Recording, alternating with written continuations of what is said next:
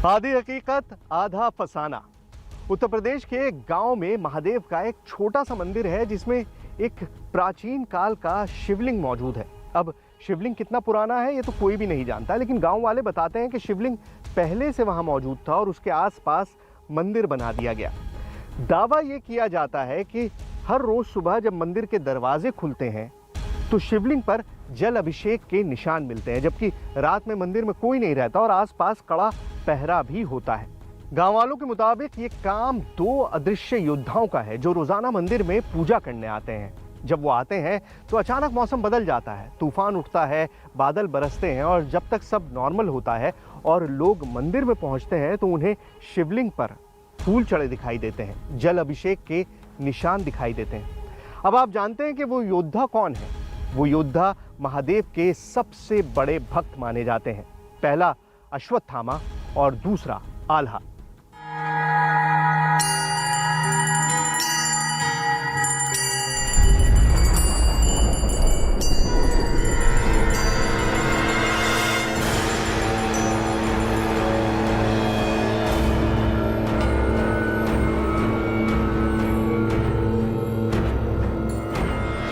सुबह सुबह मंदिर की जो तस्वीर हमने देखी उस पर वाकई विश्वास करना बहुत मुश्किल था।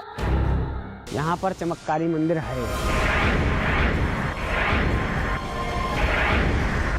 अश्वत्थामा जी आज भी आते हैं और जो है शिवलिंग की पूजा करते हैं।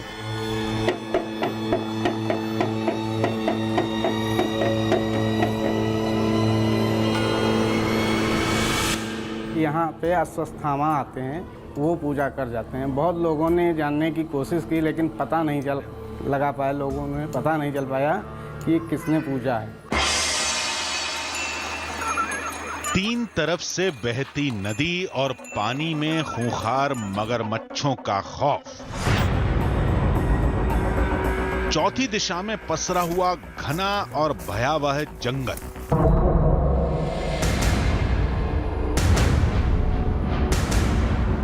दूर दूर तक इंसानी बस्ती का नामो निशान तक नहीं। धाम के कपाट रात में बंद रहते हैं। यहां तक कि शिवलिंग पर भी ताला लगा होता है। फिर भी न जाने क्या चमत्कार है इस जगह का। सुबह जब कपाट खुलते हैं तो शिवलिंग पर पूजा के निशान मिलते हैं।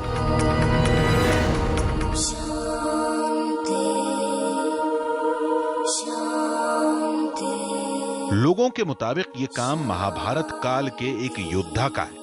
अश्वत्थामा रोज आते हैं, रोज पूजा करते हैं। देवी शक्ति है, किसी को दिखाई नहीं पड़ती है। सच बात है कि अश्वत्थामा द्वारा ही जल चढ़ाया हुआ मिलता है। कुछ लोग कहते हैं कि इस धाम में मध्यकाल के सबसे बड़े लड़ाके आल्हा आते हैं। यहाँ लोग कहते हैं कि जो है अलाउद्दीन जो है पूछते हैं। अलाउद्दीन को भी वो लोग कहते हैं और ये सत्य बात है। अलाउद्दीन की भी कहानी बहुत बड़ी प्राचीन और पुरानी है। अलाउद्दीन के ज़माने की का ये मंदिर है, वो लोग यहाँ पूजा करने आते हैं। आधी रात को मंदिर के आसपास अचानक तेज हवाएं बहने लगती हैं।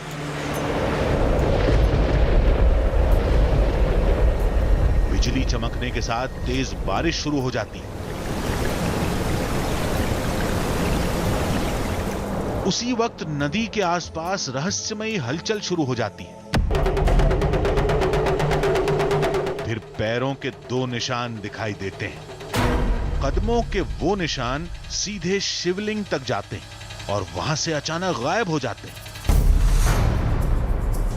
लोग कहते हैं ये घटना हर रात होती है और सदियों से होती चली आ रही है। विश्वास तो आप लोगों का भी नहीं था। आप लोग आए, खुद आप स्वयं देख सकते हैं जो रोज की प्रक्रिया है, जो दिनचर्या है, जो शिवलिंग पे जल चढ़ाया पाया जाता है, आप खुद महसूस कर सकते हैं। जब तक वो नहीं जाएंगे आप 50 कैमरे लगा लो, नहीं पकड़ पाओगे। कितनी कोशिश करो, जब वो चाहेंगे तो आप जान पाओगे। धाम में ये अजीब घटनाएं क्यों होती हैं? दिन भर सामान्य रहने के बाद रोज आधी रात को मौसम क्यों बदल जाता है? मगरमच्छ के खतरे के बावजूद उस नदी में कौन नहाता है? और सबसे बड़ी बात, कपाट और शिवलिंग पर ताला लगा होने के बावजूद उसकी पूजा कौन करता है? अगर वो कोई इंसान है तो लोगों को दिखता क्यों नहीं? अगर ये काम किसी अद्भुत शक्ति का है तो वो अपने पीछे निशान क्यों छोड़ जाती है?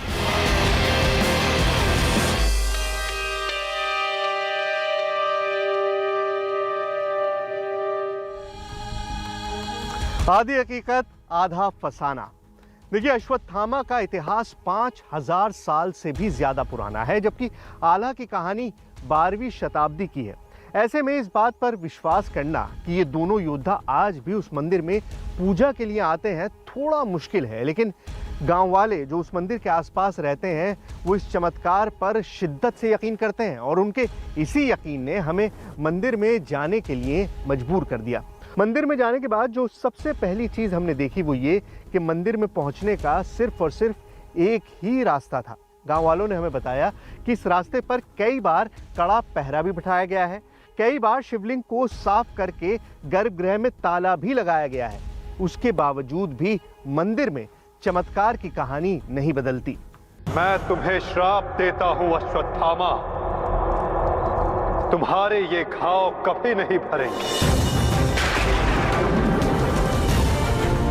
तुम चीरकाल तक आजीवन ऐसे सड़ते रहोगे। महाभारत का बड़ा योद्धा अश्वत्थामा, जिसे श्री कृष्ण ने कलयुग के खत्म होने तक धरती पर भटकते रहने का श्राप दिया था और कलयुग तक समस्त संसार को संदेश दोगे कि पाप का भार असहनीय होता है। नहीं नहीं नहीं नहीं नहीं वासुदेव, वासुदेव मुझे क्षमा कर दीजिए, मुझे मृत्यु दे दीजिए वासुदेव, परंतु ऐसा मत कीजिए। 12वीं शताब्दी के सबसे बड़े लड़ाके आल्हा, जो अकेले ही दुश्मन की पूरी सेना में खलबली मचा देते थे, जिनकी वीर गाथा आज भी बुंदेलखंड में सुनाई जाती है।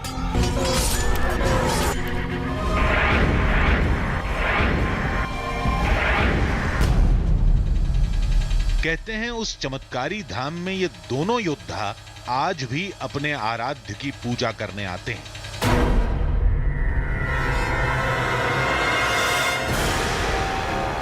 जिसका सबूत है हर सुबह शिवलिंग पर मिलने वाले पूजा के वो रहस्यमय निशान।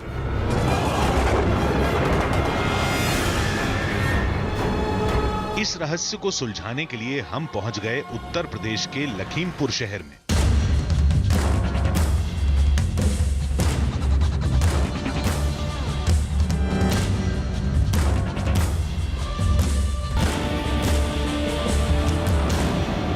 दुनिया भर में जितने भी कहानियां होती हैं, जितने भी किस्से होते हैं, उन सब का कोई ना कोई क्लाइमैक्स जरूर होता है, उन सब का कोई ना कोई अंत जरूर होता है।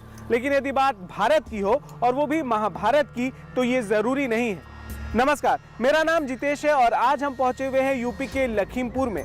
ऐसे तो लखीमपुर को पूरी दुनिया में इसके दुधवा नेशनल पार्क और टाइगर रिजर्व की वजह से जाना जाता है, लेकिन आज हम इस शहर में इन दोनों जगहों पर जाने के लिए नहीं, बल्कि एक नई कहानी की तलाश में आए। ये कहानी है महाभारत के एक योद्धा अश्वत्थामा की। दावा किया जाता है कि हर रोज अश्वत्थामा इन इलाकों में आते हैं और कुछ ऐसे निशान छोड़कर जाते हैं जिनकी तस्वीरों को आप जितनी बार देखेंगे उतनी बार चौंक जाएंगे। जिस धाम की तरफ हम बढ़ते जा रहे थे, वहां अश्वत्थामा और आल्हा दोनों के आने का दावा किया जाता है और इस कहानी का यही सबसे पेचीदा मोड़ था, जिसे समझने के लिए हम लखीमपुर के लिलोटी नाथ मंदिर पहुंच गए।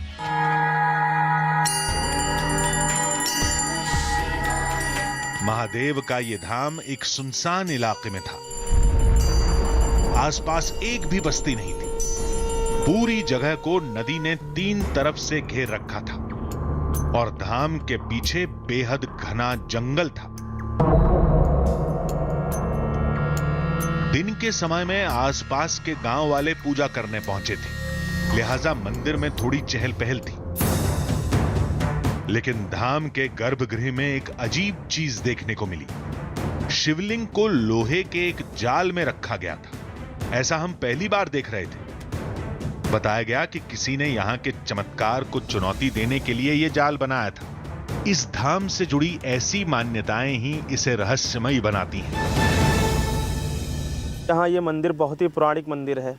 ये आज का नहीं है, बहुत युगों युगों और महाभारत काल का ये मंदिर है। और यहाँ की खास विशेषता ये है कि यहाँ कोई व्यक्ति से पहले यहाँ देव शक्ति या कहें अश्वत्थामा जी खुद आते हैं। स्वयं पूजन हुई शिवलिंग मिलती है और उसी से फिर दोबारा हम लोग जब जो है खोलते हैं जाल, तब ये पूजी हुई शिवलिंग मिलता है। तो यही आभास हुआ है, कई बार हम लोग ने इसका आभास भी हुआ है और देखा भी है, अनुभव भी है। और पीढ़ी जो हमारी गुजर गई है उनको भी ये अनुभव रहा है। ये इसकी विशेषता है। यहां आने वाला हर शख्स उस चमत्कार को नमस्कार करता है। किसी ने कहानी सुनाई तो किसी ने आंखों देखा हाल बताया।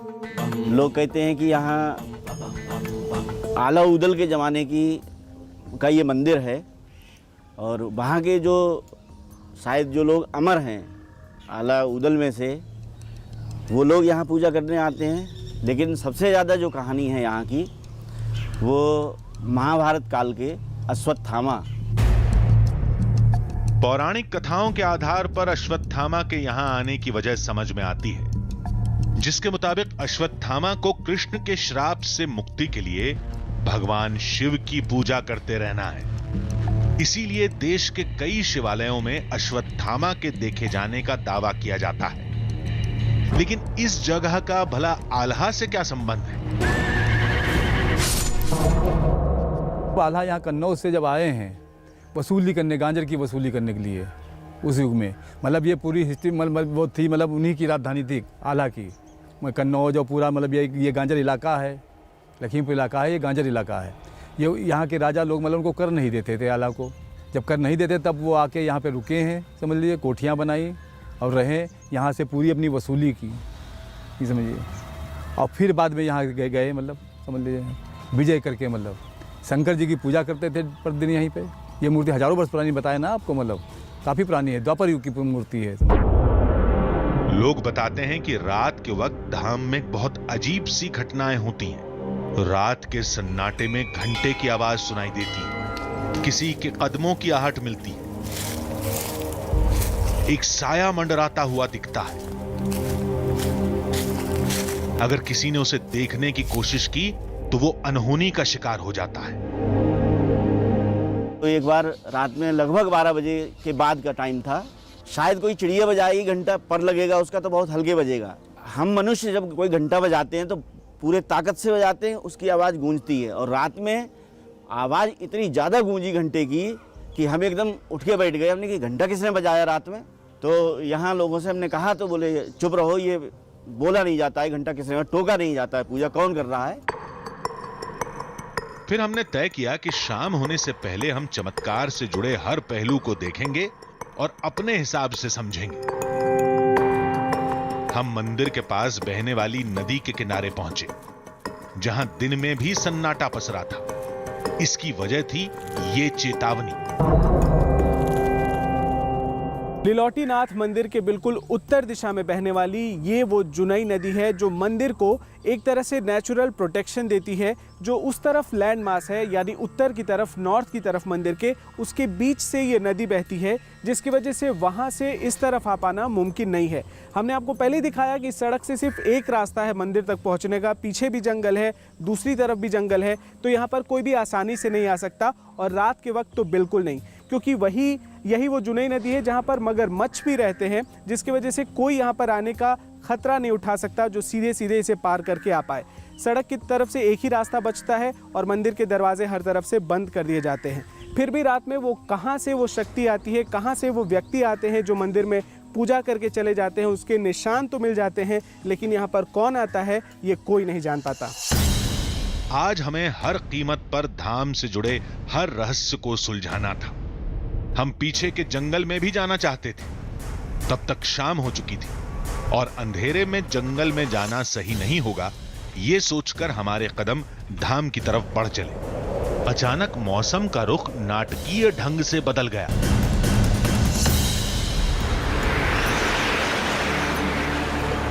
दिन में आसमान बिल्कुल साफ था, लेकिन शाम होते ही नजारा एकदम से बदल गया। अब तक तो हमने सिर्फ कहानी सुनी है, लेकिन अब वो वक्त आ गया है जब असल में उस कहानी को हकीकत में बदलते हुए देखेंगे। मंदिर के तमाम पुजारी, मंदिर के तमाम भक्त का दावा है कि इस मंदिर में हर शाम जो होता है, हर रात जो होता है, आज भी वही होगा। थोड़ी देर में मंदिर की आरती शुरू हो जाएगी और आरती के बाद जब कपाट बंद किए जाएंगे, उसके बाद ही अश्वत्थामा और आल्हा इस मंदिर का रुख करेंगे और इस मंदिर में सबसे पहले भगवान शिव की वही पूजा करेंगे। तो क्या ये फसाना भी हकीकत में बदलेगा? यही देखने के लिए मंदिर के अंदर चलेंगे। रात होते ही धाम में शयन आरती शुरू हो गई। आरती के समय शिवलिंग पूरी तरह श्रृंगार अवस्था में था। पड़ताल के लिए शिवलिंग को पूरी तरह साफ रखने की हमारी पुजारी से पहले ही बात हो चुकी थी। एक बार आप देख लीजिए, फूल मैंने हटा दिए हैं आपके कहने पे। आप एक बार चेक कर लीजिए, जांच कर लीजिए, नमी नहीं है इसमें। तो ये शिवलिंग के ऊपर बिल्कुल कोई नमी नहीं है। शिवलिंग के ऊपर कोई नमी नहीं है। पुजारी जी ने जितने फूल थे वो हटा दिए हैं। सिर्फ एक फूल आप रखेंगे। हाँ, कमल का रखेंगे। कमल का एक फूल इस पर रखा जाएगा शिवलिंग पर। लेकिन एक बात मैं खुद ऑथेंटिकेट कर सकता हूँ कि शिवलिंग के ऊपर अब कोई नमी नहीं है, कोई जल नहीं चढ़ा हुआ है जो भगवान के ऊपर चढ़ाया जाता है। अब शिवलिंग पूरी तरह से सूखा हुआ है यहाँ पे, और अब यहाँ पे ये पुष्प रखा जा रहा है, ये फूल रखा जा रहा है कमल का। और आप ये जो केज बना हुआ है, ये जो स्ट्रक्चर बना हुआ है, ये बंद भी कर देंगे आप? जी जी। आप इसको बंद करेंगे, इसमें ताले लगाएंगे? जी जी। तो अब शुरू कीजिए। पुजारी ने शिवलिंग के जाल को बंद करके उस पर ताला लगा दिया। आप एक बार इसकी जांच कर लीजिए। चमत्कार को लेकर ये पुजारी का विश्वास ही था कि हमारी हर शंका का वो खुद आगे बढ़कर समाधान कर रहे थे। शिवलिंग पर या उसके आसपास पानी की एक बूंद तक नहीं थी। आस्था के नजरिए से केवल कमल का एक फूल रखा हुआ था। फिर हमेशा की तरह गर्भगृह के दरवाजे को बंद कर दिया गया। अब मंदिर बंद कर दिया गया है। अब ये वही सुबह पहर 4 बजे खोला जाएगा ये दरवाजा। अच्छा, तो अब ये आपने मंदिर के कपाट को पूरी तरह से बंद कर दिया। जी। तो आपको अभी भी लगता है, हम आपसे अभी भी पूछ रहे हैं कि आपने अंदर में वो शिवलिंग के ऊपर जो कवच है उसको भी बंद कर दिया, ताला लगा दिया, हमने भी देख लिया, अब कपाट भी बंद कर दिया, तो आपको अब भी विश्वास है कि सुबह जब हम लोग कपाट खुलेगा तो कुछ हमें निशान दिखाई पड़ेंगे, जल चढ़ा हुआ मिलेगा? बिल्कुल सत्य है, क्योंकि हम लोगों की तो आदत पड़ी हुई है, रोज़ की दिनचर्या है सुबह शाम पूजन करने का, तो ये तो रोज़ ही का है। जब आप सुबह आएंगे खुद आपको महसूस होगा। पुजारी अपना काम करके चले गए और हम अपने काम में जुट गए। मंदिर के कपाट अब बंद कर दिए गए हैं और एक और जो दरवाज़ा है गर्भगृह का, उसे भी अंदर से लॉक कर दिया गया है। लेकिन कहीं कोई और रास्ता तो नहीं है, कोई और मार्ग तो नहीं है गर्भगृह में जाने का? इस बात की भी तसल्ली कर लेते हैं। आइए आपको दिखाते हैं। ये देखिए, एक ये दरवाज़ा है जो ऐसे निकास के तौर पर काम आता है, लेकिन इसे अंदर से लॉक किया था पुजारी जी ने, अंदर से इसको लॉक किया गया था। बस एक ये द्वार है और उसके बाद इस गर्भगृह को देखिए, यहाँ पे कहीं कोई रास्ता नहीं है, पूरी तरह से ये बंद है। ये मंदिर के पीछे का हिस्सा है, यहाँ भी कुछ भी नहीं है, यहाँ से भी कोई अंदर नहीं जा सकता, यहाँ भी कोई रास्ता नहीं बना हुआ है जिससे कोई अंदर की तरफ प्रवेश कर सके। अब इस तरफ आइए आप, जो मंदिर का तीसरा कोना है उस तरफ देखिए, यहाँ भी बिल्कुल दीवार है, कोई दरवाज़ा नहीं है और इसी वजह से अंदर से कुछ भी लॉक नहीं किया गया था। ये दीवार पूरी तरह से सीमेंटेड दीवार है। और फिर ये मंदिर का मुख्य द्वार, जो जहाँ से प्रवेश किया जाता है और जहाँ पे कपाट को बंद कर दिया गया है। तो और कोई रास्ता नहीं है गर्भगृह में जाने का, लेकिन फिर भी दावा यही है कि अश्वत्थामा पता नहीं कैसे अंदर भी जाते हैं और भगवान शिव के पूजन भी करते हैं। इस बार हमने मन में कुछ ठान रखा था। आज हम किसी भी आवाज, किसी आहट या किसी साए का पीछा नहीं करेंगे। कोई कहीं से भी आए, गर्भगृह के अंदर तो इस दरवाजे से ही जाएगा। ये सोचकर हमने दरवाजे पर ही डेरा जमा दिया। रात में मौसम बिल्कुल साफ था, आसपास से आवाजें आ रही थी। कुछ आहटों ने हमें चौंकाया भी, लेकिन हम गर्भगृह के सामने डटे रहे। निगरानी करते करते कब सुबह हो गई पता ही नहीं चला। मंदिर में अब सुबह के 4 बजे का वक्त हो चुका है। आप मेरे ठीक पीछे जो घड़ी लगी है उस पर देख रहे हैं और अभी भी मंदिर के कपाट उसी तरह से बंद है जैसे रात में किए गए थे। अब सब इंतज़ार कर रहे हैं महंत के आने का। जो महंत जी हैं वो आएंगे और कपाट खोलेंगे मंदिर के और उसके बाद जो कवच है शिवलिंग के ऊपर उसे खोलकर दिखाएंगे कि आखिरकार वो पूजा के निशान मिलते हैं या नहीं। पुजारी को देखते हुए हमारे चेहरे पर मुस्कान फैल गई। हमने रात भर गर्भगृह के सामने ही पहरा दिया था। इसकी वजह से विश्वास था कि आज शिवलिंग पर पूजा का निशान नहीं मिलेगा।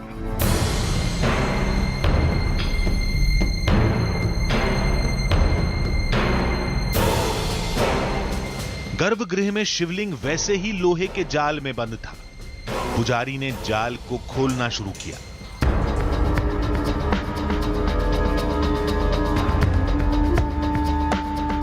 इसके बाद हमारे सामने जो तस्वीर थी उसे देखकर हम सिर से पांव तक कांप गए। शिवलिंग पर जलाभिषेक के निशान थे। कुछ हिस्सों पर गीलापन था। तस्वीर हूबहू चमत्कार के दावे के मुताबिक थी, जिसे देखकर पुजारी के हौसले बुलंद हो गए। इस पे जल चढ़ा हुआ आप खुद महसूस कर सकते हैं, अनुभव कर सकते हैं कि ऐसा लग रहा है कि धारा से इस पे जल चढ़ाया गया। बिल्कुल बिल्कुल। यहाँ पे देखिए ये कपाट हमारे सामने खोला गया है मंदिर का। मंदिर के कपाट बंद किए गए थे, हमारे सामने इस कपाट को खोला गया और ऐसा लगता है जैसे किसी ने भगवान शिव का इस पर अभिषेक किया है। पानी का कल कोई निशान यहाँ पर मौजूद नहीं था। पूरी तरह से इसको सुखा दिया गया था, पूरी तरह से ये ड्राई था। उसके बाद मंदिर के कपाट बंद किए गए थे। कपाट से पहले ये कवच बंद किया गया था, उस पर ताला लगाया था पुजारी जी ने और उसके बाद वो चाबी उनके पास थी। मंदिर के कपाट बंद थे, हम भी यहीं पर मौजूद थे। कोई मंदिर की तरफ नहीं आया, किसी ने गर्भगृह में प्रवेश नहीं किया। लेकिन आप खुद देख लीजिए, एक बार फिर से ध्यान से देख लीजिए कि मंदिर में जो शिवलिंग है उसके ऊपर बिल्कुल स्पष्ट नजर आ रहा है कि यहाँ पे किसी ने जल से अभिषेक किया हुआ है। फिर हमने कमल के उस फूल को भी देखा जिसे रात में शिवलिंग पर रखा गया था।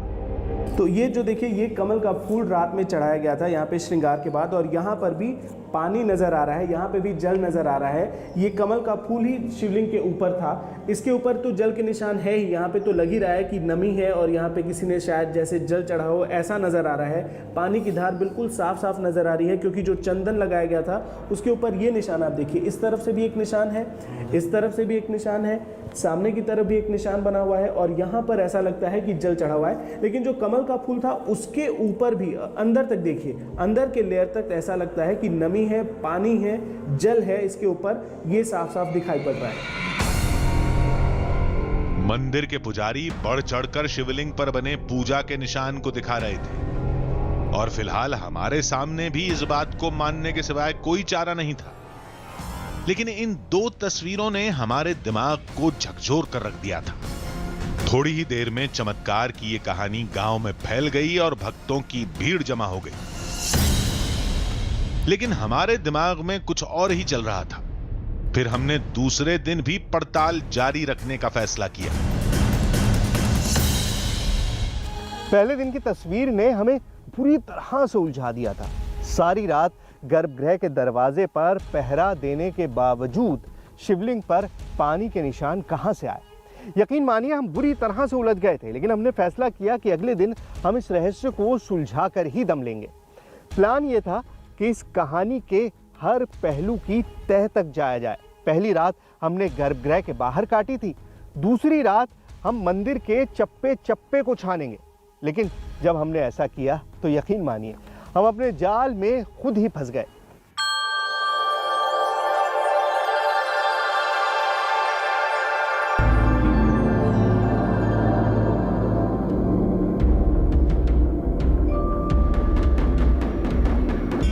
अगले दिन मंदिर में हर तरफ केवल चमत्कार की चर्चा थी और निशाने पर थी हमारी टीम। सबने कहा कि अश्वत्थामा या आल्हा दिखें या न दिखें, चमत्कार जरूर दिखता है। यहाँ पे हम आए दिन देखते हैं बहुत सारे लोग रामायण करवाते हैं, या रात में रामायण का तो आप भी जानते हैं कि पूरी 24 घंटे का होता, लेकिन किसी ने आज तक प्रत्यक्ष रूप से ऐसा कुछ नहीं एहसास किया कि अश्वत्थामा जी को कहीं से या किसी भी प्रकार का कोई भी शक्ति जो है वो यहाँ पे आती हो। लेकिन जब भी द्वार जब वो खुला जाता है तो शिवलिंग का जो जल है उस पर जल चढ़ा हुआ होता है।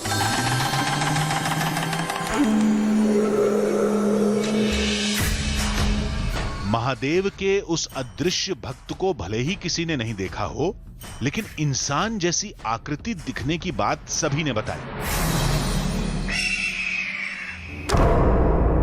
धाम से जुड़ी कहानियों को सुनते समझते दिन ढल गया। शाम होते ही मौसम अचानक फिर खराब हो गया। लोगों के मुताबिक चमत्कार वाले दिन ऐसा ही तेज तूफान आता है। बहुत तेज़ आंधी चल रही है। और एक बात और बताऊं आपको कि जब भी हम ट्रैवल प्लान करते हैं, ये देख कर जाते हैं कि जहां जा रहे हैं वहां अगले 2-3 दिन तक मौसम किस तरह का रहने वाला है। यहाँ पे इस तरह का कोई फोरकास्ट नहीं था कि यहाँ पे आंधी आएगी, लेकिन अभी बहुत तेज़ आंधी चल रही है। लेकिन मंदिर के लोग इन सारी बातों से बेपरवाह शयन आरती की तैयारी में जुटे थे। कुछ देर बाद आरती शुरू हो गई। आरती के बाद शिवलिंग की सफाई का काम शुरू हुआ। सफाई के बाद जब पुजारी शिवलिंग पर कमल का फूल रखने जा रहे थे, तभी हमने एक बदलाव की मांग कर डाली। हम ये चाहते थे कि जो कमल का फूल कल चढ़ाया गया था, शिवलिंग के ऊपर रखा गया था, आज कमल का फूल नहीं रखा जाए। आज पंडित जी कमल का फूल, हम कई लोग ये कह सकते हैं कि कमल के फूल की वजह से वो जल के निशान मिले हों, तो क्या आप आज कमल के फूल की बजाय कुछ और शिवलिंग के ऊपर रख सकते हैं जब रात में कपाट बंद किए जाएंगे? नहीं, वो आपका भ्रम है। हम लोग तो रोज़ ही पूजा करते हैं, रोज़ की ये आदत समझ लीजिए या स्वभाव में रोज़ हम लोग पूजा करते हैं। शिवलिंग तो रोज़ ही मिलता है। अगर विश्वास नहीं होता, आपके दर्शक को विश्वास नहीं होता है, तो हम एक बार कर देते हैं, बेलपत्र रख देते हैं। पुजारी ने हमारी बात मानते हुए शिवलिंग पर कमल के फूल की जगह बेलपत्र रख दिया। अब शिवलिंग पर बेलपत्र के सिवाय कुछ नहीं था। अगर शिवलिंग के पत्थर से रात में पानी रिसता भी होगा तो शिवलिंग पर लगी भस्म भी गीली होगी। ये सोचकर हम पूरी तरह आश्वस्त थे। शिवलिंग एक बार फिर जाल में बंद हो गया। फिर मुख्य द्वार को बंद करके पुजारी वहां से चले गए। मंदिर में हमारे और शिवलिंग के अलावा कोई नहीं था। अगर रात में यहां कोई आता है तो बस उसी का इंतजार था। लेकिन आज हम एक जगह नहीं बैठे रहेंगे, बल्कि धाम के चप्पे चप्पे पर निगाह रखेंगे ताकि हर हलचल कैमरे में कैद की जा सके।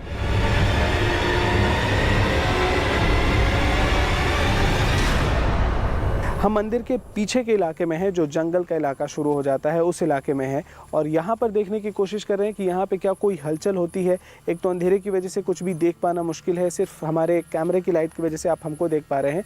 कुछ भी देख पाना यहाँ पे बिल्कुल नामुमकिन की तरह है, लेकिन फिर भी हम ये जानने की कोशिश कर रहे हैं कि क्या आसपास के इलाकों में कोई हलचल होती है रात के वक्त, और इस सफ़र में आप हमारे साथ चलेंगे। हम हर तरह से चौकन्ने थे। ध्यान हमेशा गर्भगृह की तरफ ही था। मौसम ने एक बार फिर अपना रंग दिखाया। बिजली कड़कने के साथ बारिश शुरू हो गई। अब गर्भगृह लौटने के अलावा कोई चारा नहीं था। लौटकर हमने गर्भगृह के कपाट को देखा। वो पहले की तरह ही बंद था। सब कुछ पहले जैसा ही था। फिर हम निश्चिंत हो गए कि हमारी गैर हाजिरी में यहां कोई नहीं आया था। अब हमारे सामने परेशानी यह है कि बारिश की वजह से हम बाहर तो नहीं जा पाएंगे, लेकिन मंदिर के अंदर हमें और ज़्यादा चौकन्ना होना है और ज़्यादा ध्यान से सारी चीज़ों को देखना है, ताकि कल जब कपाट खोले जाए तो हम यहाँ पे चमत्कृत ना हो जाएं, बल्कि उसकी पूरे सच को जान सके। वक्त तेजी से गुजरता जा रहा था। घड़ी की हर सुई के साथ हमारी बेचैनी भी बढ़ती जा रही थी। सूरज की पहली किरण निकलने के साथ ही हमारी धड़कनें तेज हो गईं। पुजारी के साथ हम गर्भगृह की तरफ बढ़े। जैसे ही पुजारी ने जाल खोला, वो चौंक पड़े। शिवलिंग पर जल चढ़ाने के निशान नहीं थे। लेकिन जैसे ही पुजारी ने बेलपत्र उठाया, अब चौंकने की बारी हमारी थी। बेलपत्र के नीचे जल के निशान थे। ये देखिए, इसमें निशान बना हुआ है। ये देखिए, ये देखिए जी, भस्मी लगी की वजह से ये सूख जाता है। अच्छा, तो मतलब अभी भी आप बता रहे हैं कि आज भी अश्वत्थामा के पूजा के निशान ये नजर आ रहे हैं जी, आप देख सकते हैं। ऐसा लग रहा है कि यहाँ पे फिर किसी ने जल चढ़ाया है। हमने उस बेलपत्र को अपने हाथों में लेकर ध्यान से देखा। उसके पीछे भी पानी लगा हुआ था। काफी समय का जल चढ़ा हुआ लग रहा है जी। यहाँ पे ये जल के निशान आप बता रहे हैं पुजारी जी कि ये जल का निशान है आज भी। मतलब आज भी आप कह रहे हैं कि अश्वत्थामा कल भी आए थे और पूजा करके गए।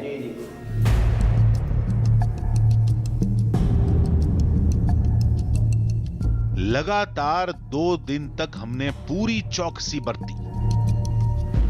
लगातार गर्भगृह के पास ही रहे। फिर सुबह जो दिखा वो क्या था? 2 दिन की इस पड़ताल ने हमें लाजवाब कर दिया था। फिलहाल हमारे पास इसका कोई जवाब नहीं था।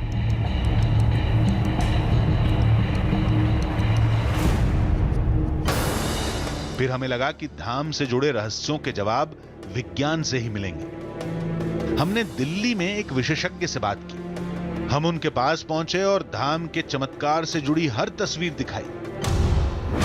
पहले और दूसरे दिन की अपनी पड़ताल के नतीजे भी दिखाए। फिर जानकार ने जो बताया उसने हमें चौंका कर रख दिया। कमल का फूल में जो भी कहें कि पानी का जो कंटेंट है वो बहुत ज़्यादा है, ठीक है, और पानी का जो वेपराइजेशन है, वाष्पीकरण है, वो होता है। और अगर जो कमल की अगर आप फूल की डंडी देखें तो वो अंदर से खोखली होती है, हॉलो होती है। तो हो सकता है वो पानी उसके अंदर भर गया हो और जब आपने उसको एक एंगल पे रखा हो तो वो शिवलिंग के ऊपर फैल गया हो।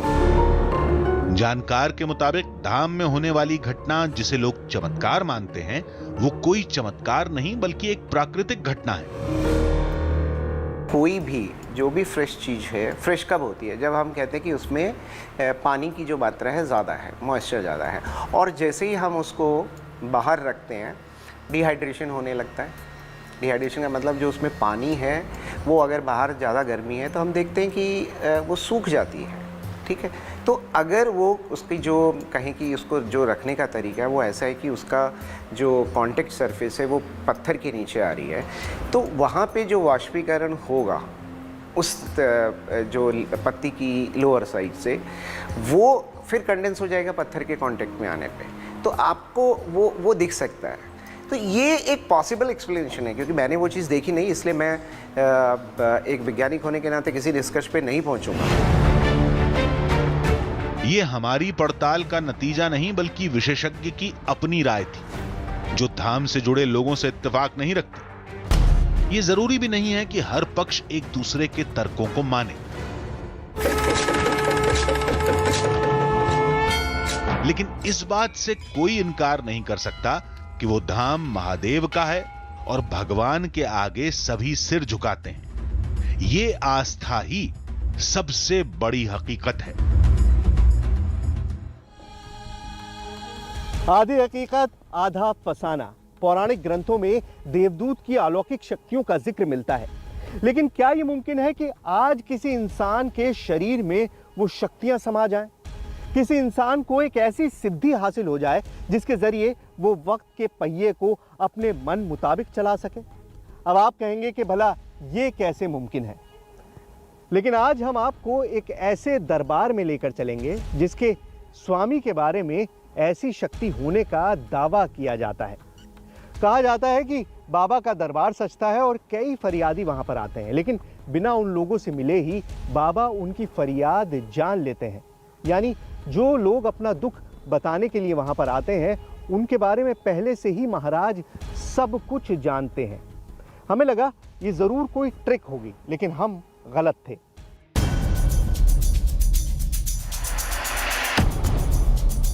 जिस पौराणिक ग्रंथ का दावा हमारे सामने किया गया था उसका इतिहास